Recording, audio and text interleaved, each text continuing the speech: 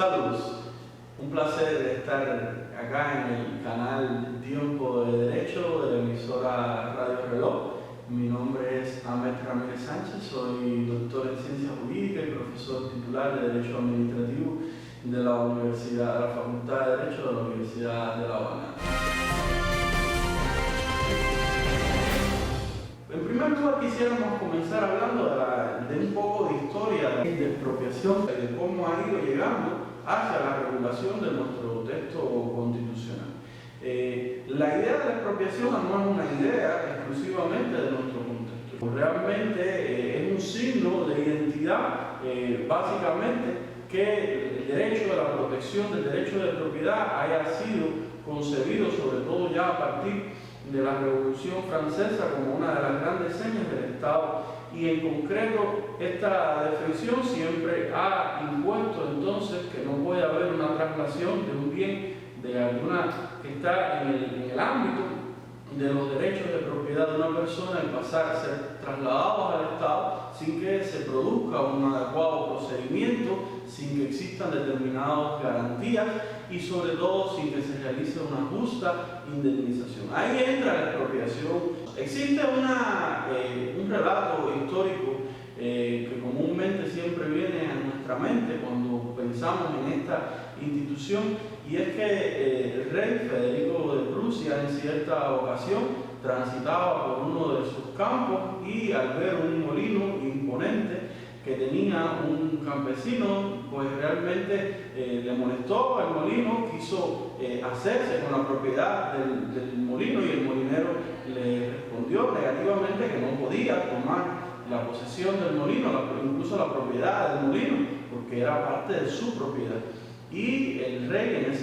ese momento le manifiesta que por su fuerza, por su poder, porque nada podía oponerse a las decisiones que él dijera, pues él tenía el derecho de apropiarse del molino y más de destruir incluso el molino porque le molestaba para el desarrollo de sus actividades. Y en ese momento el campesino le contestó que él tenía todo el derecho de hacerlo, pero que en Berlín había un grupo de jueces que le darían la razón y lo ampararían. Tanto fue así que el rey comienza a destruir aquel molino y rápidamente los jueces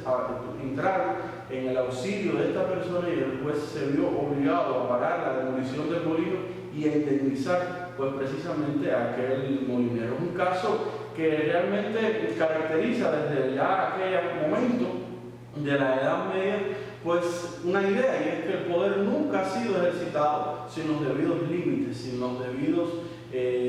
refuerzos para poder garantizar precisamente la posición jurídica de las personas. Si uno mira en la historia del derecho de propiedad y la interacción del derecho de propiedad y el poder, realmente es una historia intensa que ha estado pues determinada por muchas variables, no solo jurídicas, sino también políticas, sociales, económicas, y que se mueve al trasfondo también de las transformaciones socioeconómicas de cada sociedad. Y sin embargo, la expropiación siempre ha resultado una herramienta necesaria para el poder cuando se ha determinado que existen algunas ideas como la utilidad pública o la necesidad social de intervenir en determinado espacio de actuación allí donde la administración pública no tiene las condiciones y necesita de alguna forma pues trasladar a ese régimen de bienes del dominio público que conforman los bienes de la administración pública, pues realmente un bien en concreto para ponerlo en función de esto. Por eso decimos que no es nada nuevo, no es nada de un contexto exclusivamente como el nuestro, porque en todos los lugares del mundo, cuando la administración pública tiene el interés de poder desarrollar una determinada actividad prestacional, cualquiera, digamos, el establecimiento de servicios públicos, de educación, de salud pública, deportivo, habilitar una determinada vía pública, hacer un trazado, una carretera, un